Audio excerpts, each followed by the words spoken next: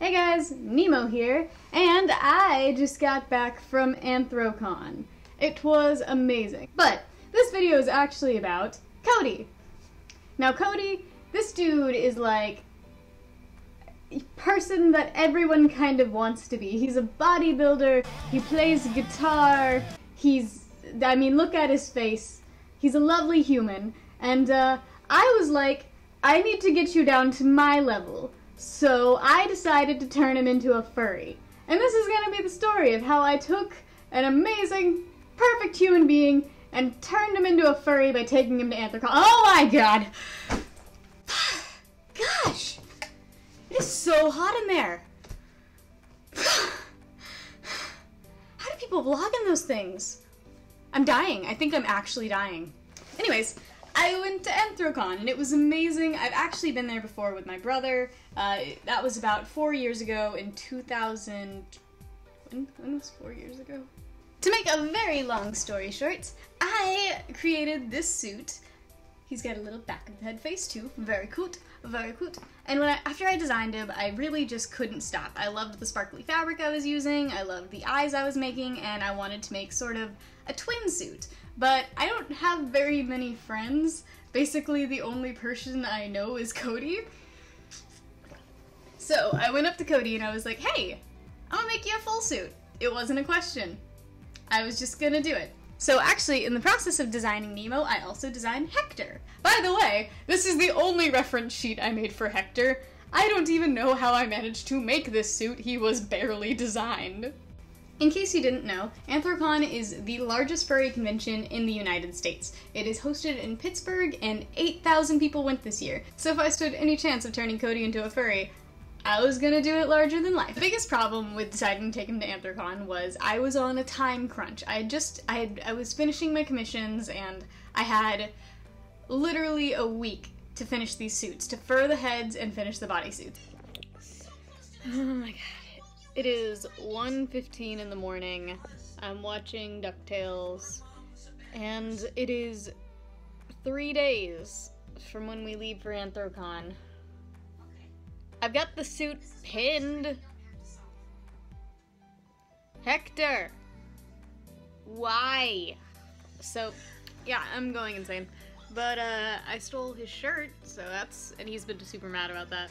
But the suits were made! They were beautiful! They had a lot of holes in them because I had only done a single stitch. But they were done. And we were off to the races, onto an airplane, to the greatest city on earth, Pittsburgh! I don't know if that's true or not, actually, come to think of it. You excited?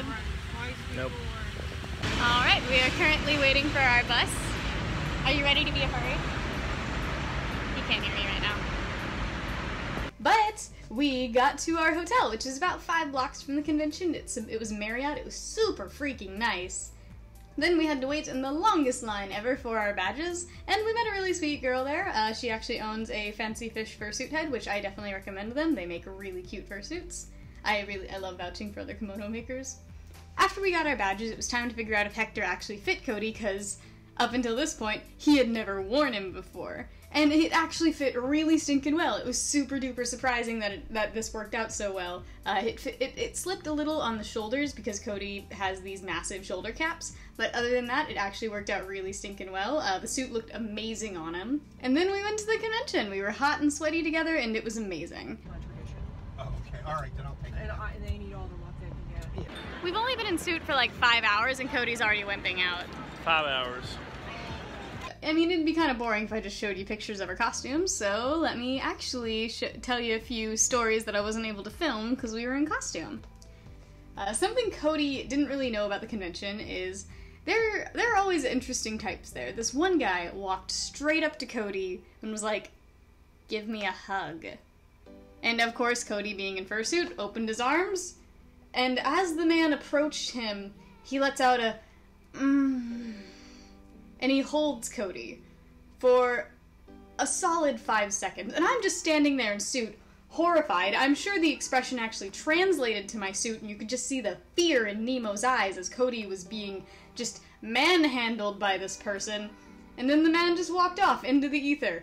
And Cody sat there, scared and alone, confused as to what to happen, because before this, the hundreds and hundreds of people we had met beforehand were normal! And then this person had to come up and just, all over Cody. It was confusing, it was odd, it was strange. I don't think I even have the right amount of words to properly clarify just how strange this interaction was. The next kind of interesting thing that happened was, while we were in the Headless Lounge, I met this guy with a K-Line suit, and I love K-Line. They're one of my favorite makers. They started making kimono suits a little bit before I did, and I met this dude, and he has this persona named Sherbert, and it is the cutest thing that I've ever seen in my life. He's actually designing an anime for this character, and he was super sweet to talk to. So if you guys ever find Sherbert, go talk to him, go support him on Patreon, check out his anime. Like, seriously, I can't build this guy up enough. It was so cool to meet someone who is so passionate about their persona.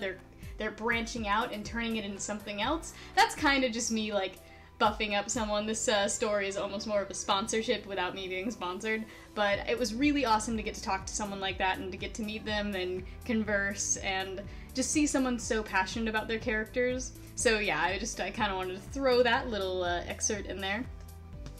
Another kind of funny thing that happened was while we were on the bus ride home, because there was a shuttle system that barely worked, while we were on our way back to the hotel, there was this fursuiter who was sitting across from us, and while Cody and I were just chatting it up, she started kicking him.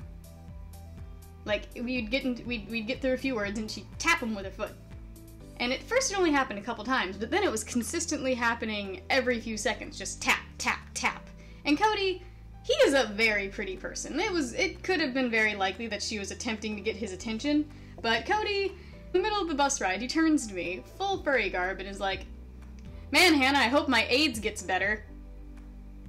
I think the kicking stopped after that.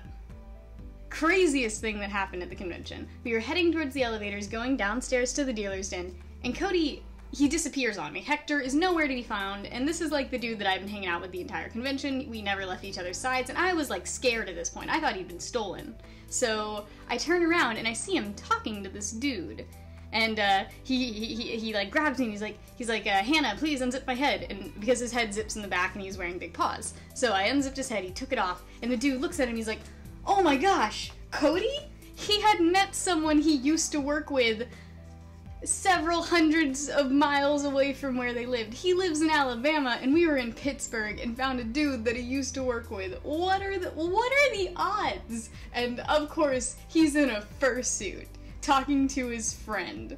His friend was so surprised to see him. They actually a few more people who used to work with him were also at the convention, and they called him up and they were just like, "Cody, what are you doing here? What are you wearing?" Another delightful story that I would say speaks more to Cody's narcissism than my furriness is, while we were staying at the Marriott, I heard a fire alarm start to go off.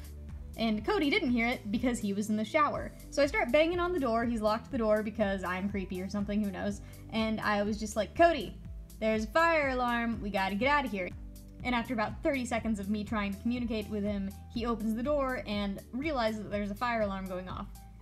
And this man, he starts putting his clothes on in the slowest way I have ever seen someone do it. He, like, examined his boxers, gave him the sniff test, put them on, had to, like, locate his jeans, like, slowly put one leg in, and then sat down and put the other leg in. He was wearing full-on boots, and he had to find his long socks, which he couldn't find, and he was annoyed at me as if I would know where his socks were. And then he had to lace his boots all the way up, because he's one of those weirdos that just takes the strings out of the little holes every time he puts his boots on.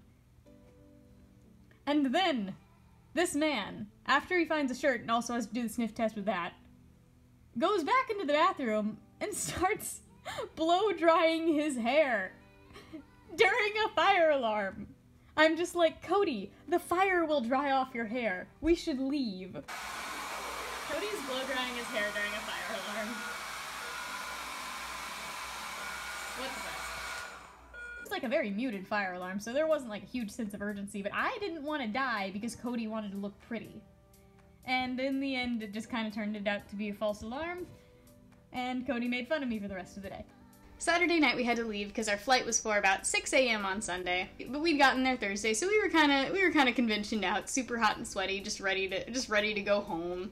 And we spent the entire night eating macaroni, getting room service, and watching Avatar: The Last Airbender and NASCAR for some reason. And it was a really fun experience for him. Flying home was terrible because the TSA hates furries. Tell me if you want to hear that story. Hey Cody, where are we? AIDS. That's where we are? Yes. Cody, real fast. We're driving home and my phone's on 1%. How'd you like being a furry? It was terrible. Okay. And it was a really fun experience. Cody definitely learned a few things about furries. I don't think he is a furry now. I think he still very much so considers himself a normal person with a insane person who wants to make him a fursuit. But it was fun. It was really stinking fun. I hope I interspersed this with like enough clips of like what was going on so it wasn't totally boring. I plan to animate a little bit of this, but who knows. Anyways, I hope you guys enjoyed this video. I definitely enjoyed making it, and yeah.